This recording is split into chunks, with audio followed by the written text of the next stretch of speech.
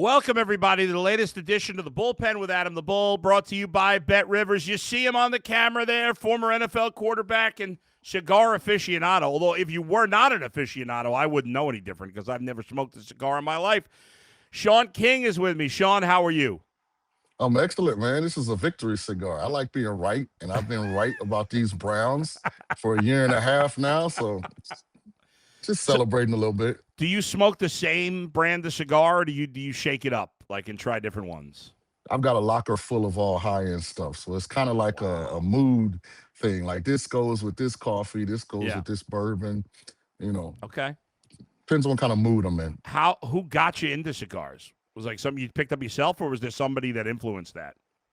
I think the first time I smoked a cigar was 2002 after we won the Super Bowl, It's a good and time. I almost blacked out. So I was like, that's probably not for me. But I grew up in St. Petersburg. I've lived a lot of my life in Tampa. It's a huge Yeah. cigar culture there. So I kind of got into them, and now I'm aficionado. I smoke All every right. day. All right, there you go. So now we go from one of your expertise, the cigars, to quarterbacks, and let's talk about that now because you had, for those who, I'm sure a lot of people that watch the podcast also watch the Ultimate Cleveland Sports Show, so they've heard you say this. But your theory on what the Browns should have done at quarterback this year, for those who may not have heard it before, is unusual. But you think it would have worked, and the Browns didn't do it. What they did not work. That's definitive. For those who haven't heard it yet, Shaun, share what you would have done with the Browns quarterback situation this year. Well, once Andrew Berry decided to select Dillon Gabriel and Shedeur Sanders, I think you had to go into big picture mode as an organization. And here's what I mean by that. The truth doesn't have emotions, right? Truth, right, Adam? Yeah, It's absolutely. just the truth. That's right. You're not talented enough on offense for Joe Flacco's ceiling as a starting quarterback to be high enough to take away from what really is the important outcome. At the end of the year, we have to determine what do we have in Dillon Gabriel and Shedeur Sanders. The one thing that creates failure for young quarterbacks is unrealistic expectations. So if I'm the GM of the Browns, how do I manage that? I tell the public from week one, we're going to alternate starts with Dillon Gabriel and Shedeur Sanders. If Dillon plays great, Shedeur is still starting the next week. If Dillon plays terrible, Shedeur is starting the same next week. And the same for Shedeur. And I'm going to tell both quarterbacks. And reason being, we want to get enough information in our database to, at the end of the year, make a decision about do we have our franchise quarterback inside of the building. And to me, the best way to do that is to use the example that I gave, to take the approach that I took, because first of all, it alleviates a lot of the undue stress on each individual because now they can just go out and play. And if I play bad, guess what? I got a week to kind of figure out, how I get better, and then I'm gonna get another opportunity. And to do that, I think you start finding out what you have, not just from a talent standpoint, but from a mental toughness standpoint, from a leadership standpoint, from a team before me standpoint. You find out, can one support the other? Can the other support the one? Because at the end of the day, the gapping deficiency, or the gaping, I think is the right way to pronounce it. The gaping deficiency for the Browns is they haven't found a franchise quarterback in a long time. Mm-hmm. And to get to the end of this year and not know what you have with both young men, to me, would be just continuing to be dysfunctional. And a lot of people in Cleveland, thought that there was a ludicrous idea. I heard people talk about hope and we got to try and win. Listen, you can win the battle, but ultimately you're in the business to win the war. And you can't win the war if you have an uncertainty at quarterback. And when you get to this offseason, Adam, you can't be in a situation where you don't know what you have in the building. I think your idea is obviously unorthodox, but the Browns have done everything else and none of it's worked. So why not try something unorthodox? And to your point, like right now, Dillon Gabriel's been, he's not been terrible in these two games. He's not been really good. I mean, but there's got to be a part of him right now thinking, well, everybody wants Shedeur to play. So if I don't pick it up soon, I'm going to be out of there. And if they did go with your theory where they laid out the plan, hey, this plan, unless one of them gets hurt, this plan is not changing. They're alternating each week. Then, as you said, any pressure Dillon Gabriel might be feeling right now, and I don't know how much he is, that would all be out the window if they did it the way you said it. And you get a chance for both guys to get experience, but also patience. Right. Because sure. think about Yes. if after Dillon played this last game, was against the Steelers. Yes. Think about if Shedeur was starting this week. And okay, Dillon gets a chance to analyze what he did, kind of gets to take a step back, kind of self like self-analyze, like, okay, where could I have been better? Shedeur gets in there, Shedeur does it his way. Okay, Dillon can pick up some things from what Shedeur did, or say, or feel more confident about some things he did, and vice versa for Shedeur the week after. And I just think in a league where it's hard to find a franchise quarterback, sometimes you have to be unorthodox. And listen, Yeah.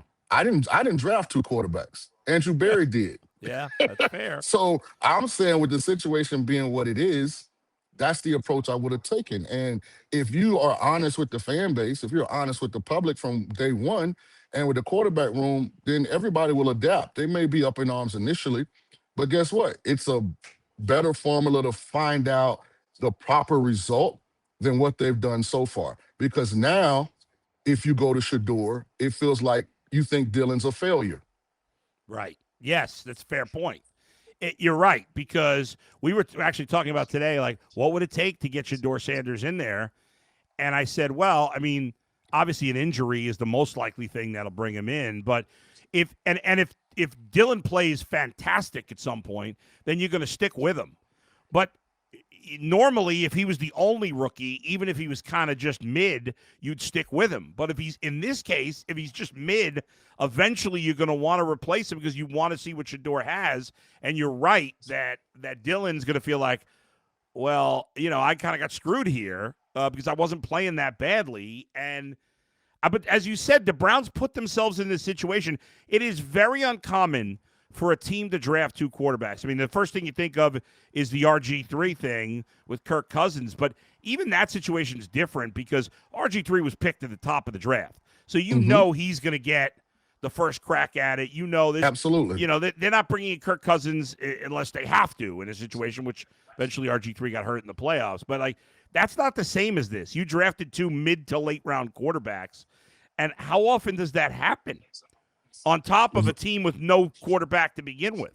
Rarely. And the only other approach that would have made any sense was to go all in with Kenny Pickett. And Kenny Pickett was been the starting quarterback for this first quarter of the season, to see if he was your Sam Darnold, right, or he was your Baker Mayfield, guys who failed initially but went to other places and ultimately turned into top level quarterbacks. But once you decided to trade Kenny Pickett, to me, every rep in practice should have gone to Dillon Gabriel and Shedeur Sanders. You should have announced this rollout. And guess what? What are we going into, week 6 or week 7? 7, yeah. You start to be kind of having an idea about what you have. Yeah. And you may get to the end of this thing and be like, you know what? We don't think either guy is a franchise quarterback. But at least going into the offseason, we got to address this position. Yeah. Like, we got to go out, and this is number one priority. But you also might be feeling like we got two really good young quarterbacks. You might be thinking Dillon's the guy, Shedeur's the guy, but you'd have more information to make the right decision than you do now. Folks, hope you're enjoying this Bet Rivers podcast with Shaun King, former NFL quarterback, Super Bowl champion. Want to let you know that players who place a qualifying same-game parlay at Bet Rivers of at least $10 on eligible NFL or NCAA football games will receive one standard entry into the weekly Squares game.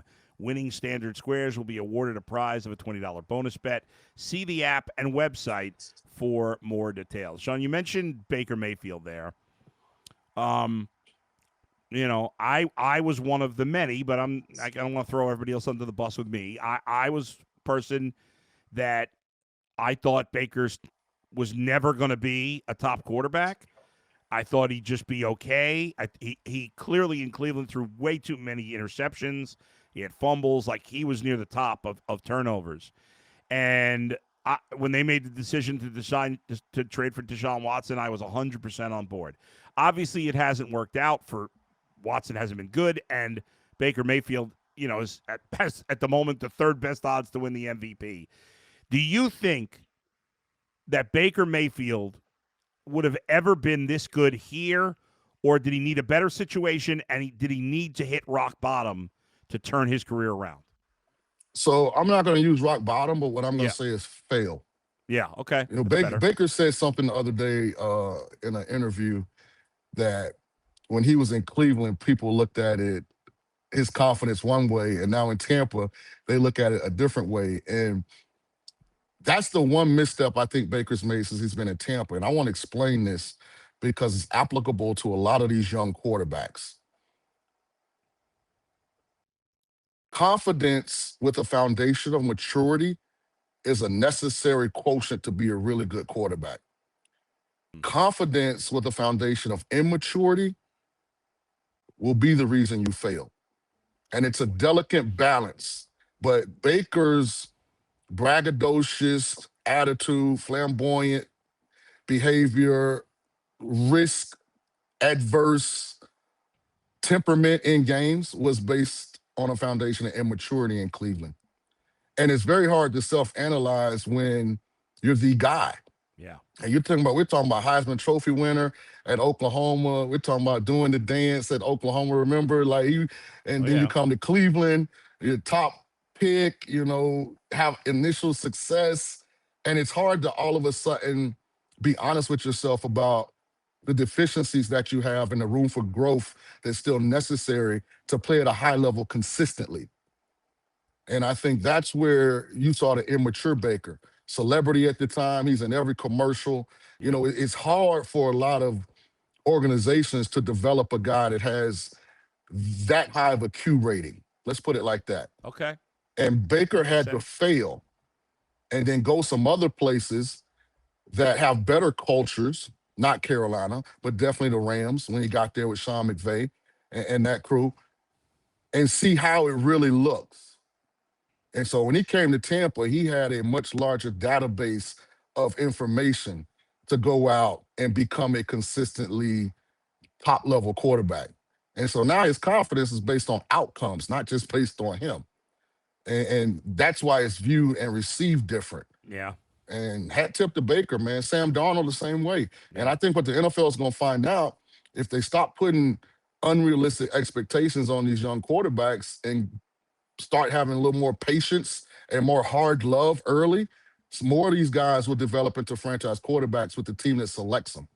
But it's almost like, man, if you come in and you aren't C.J. Stroud as a rookie or Jaden Daniels as a rookie, I mean, you on the hot seat going into year two. Well, it already feels like Caleb Williams is on the hot seat, especially because Drake May and Jaden Daniels have both been better than him. Obviously, the Bryce Young situation in Carolina looked like he was maybe turning a corner second half of last year, but he's been terrible this year. What do you think about those two guys? Like, what's their future? Bryce is interesting. They're getting Jalen Coker back this week, and it's a name a lot of people might not know, but they got rid of Adam Thielen. They traded him. Yeah. So Bryce hadn't really had a security blanket. Trouble Hubbard got hurt. I know Rico Dardell's been amazing. Yeah. But I think Coker being back, I can evaluate Bryce a little bit more. Okay. I always wondered if that body type can hold up in the National Football League, because he's not just a short guy, but he's a frail guy. He's a thin-boned athlete. And we'll see. I don't really have a definitive answer on Bryce Young. I'm taking a wait-and-see approach. Okay. Drake May, baller.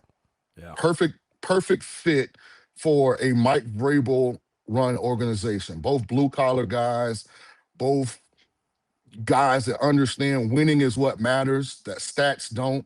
But even when I look at Drake, Drake's got to get much better getting past his first progression on design throws. But he's a young player. That'll happen with repetition. Caleb Williams. When you evaluate quarterbacks, Adam, the number one thing that I look for after ball location is the ability to be calm when everything's chaotic. Think about Michael Penix. Yeah. When you watch Michael Penix play, he looks like a vet. Like nothing rattles him. When the pocket gets uncomfortable, he can stay in and stay focused and make his throws and be accurate. He never gets too up, too down. Caleb's got this frenetic energy all the time. Always seems like he's in a rush. And what happens is when your emotions are in a hurry, your footwork gets in a hurry. So now the platform that you throw from isn't consistent. That's why he misses so many easy throws. It Yeah. doesn't make his layups. Balls inaccurate, balls all over the place. So he's got to figure out how to get a handle on his emotions during the game because the talent's there. So All that's right. my evaluation of those two guys. All right. I want to go to the guys, the next generation. And I don't know how much work you've done yet on the quarterbacks coming out, but I know you follow it. And I know it's early. Obviously, a lot of the names being talked about over the summer for the 2026 draft are not the names being talked about now. The two names that are popping up in mock drafts for whatever that was worth. They're Fernando Mendoza from Indiana, Dante Moore from Oregon. Those are the two names that seem to be hot right now. What do you think of those two guys and their NFL prospects? Well, let me put context on this. Very Yeah, few people in this world can evaluate the quarterback position. that's And fair. even fewer people can develop a quarterback. And none of the guys that do mock drafts have any idea what they're looking at You when know, they, it's when funny they that you say evaluate a that. quarterback. It's funny that you say that, Shaun, because I say all the time on every show I'm on, I'm like, we in the media and fans certainly, we judge drafts based on mock drafts. And I'm like, that's crazy. I'm like, the GMs don't know what they're doing half the time. We're going to trust mock drafters, and it's no insult to them. It's like most of us don't know how to evaluate quarterbacks, especially before we've seen them play in the NFL. So it's funny that you do say that because that makes total sense. And Okay. Adam, Yeah. perfect example. Yeah. And I said this before the season. It was so ludicrous to have Arch Manning mocked as Yeah. the number one player in this draft before the season because the expectations are so unrealistic. He is nothing like Eli or Peyton Manning. Right. He is everything like Josh Allen. Go look at Josh Allen's film at Wyoming.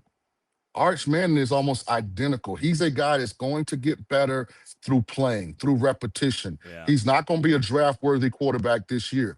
He's going to come back to Texas. He's going to be much better next year, and he could potentially play himself into a high first round kind of pick. But there was no chance that Arch Manning, and I've watched him in high school at Newman. I went to Tulane.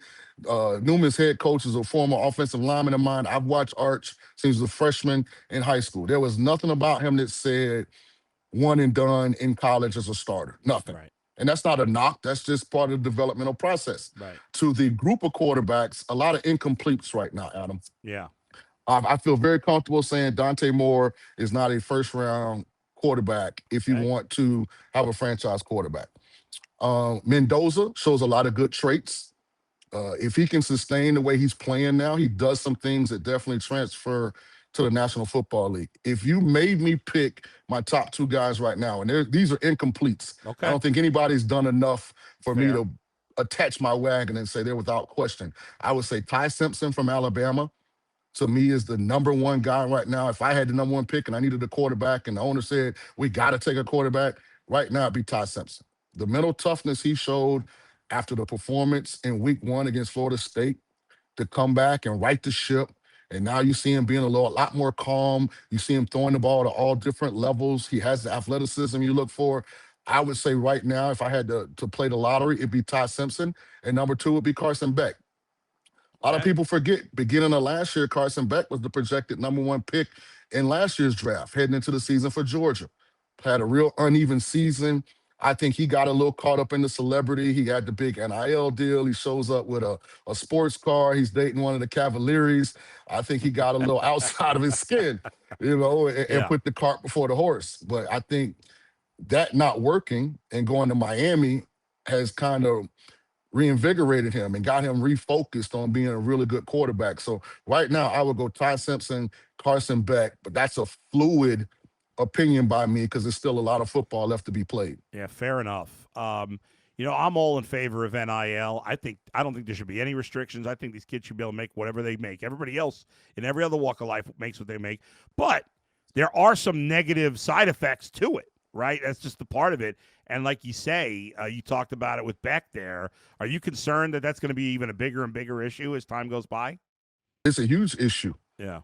because it gives these quarterbacks who, and listen, it starts with the coaching. People are afraid to coach the quarterback now in college Yeah. because if he doesn't receive it, then what's he going to do? He's going to leave. Yeah. But he can't get better unless he's coached hard. And I could fix NIL transfer portal right now. Let me just say, high school kids should not be eligible for NIL. Number one thing. The NIL stands for name, image, likeness. If you haven't played a down yet for us, you haven't generated any money, name, image, or likeness. So I eliminate high school kids. I'd also say you get a one-time transfer without punishment, but you're not eligible for NIL if you transfer. Because what's happening is the big Yeah. schools are sniping the good players from all the schools that did the work, that Right. evaluated Yeah. the player, that developed the player. Okay, if you think being at Bowling Green isn't as good as being at Ohio State, fine. But if you go to Ohio State, you can't take any NIL. That's how I would fix it. Interesting. Yeah. I mean, there's ways to fix it. I don't. The NCAA put themselves in this situation by Worst not. organization in Yeah. sports. Oh God, without a doubt. Last thing I want to hit on, Shaun, and that's coaching. One of my other theories about football, and I'm curious your take on this, is that the way teams hire coaches is completely flawed. At least the media perception of it, right? Like Mhm. everybody wants the hot coordinator. Well, being a good play caller doesn't make you a good head coach necessarily. It doesn't mean you're not a good coach, but it doesn't necessarily make you a good head coach. And I feel like way too often, those guys are hired because like a Mike McDaniel. I mean, he doesn't seem like a head coach. He might go somewhere else and become a great coordinator again. But being a great coordinator, the traits that make you a great coordinator don't necessarily translate into being a head coach. Is that fair? Well, Mike McDaniel's a terrible head coach, and he's never been a great coordinator because Kyle Shanahan called the Well, plays in fair San enough. Good Francisco. point. Yeah. But because there's such a disconnect now when you look at the business side of NFL franchises and the coaching and player development and evaluation side, you get these hires Yeah. because the people making the decision don't know.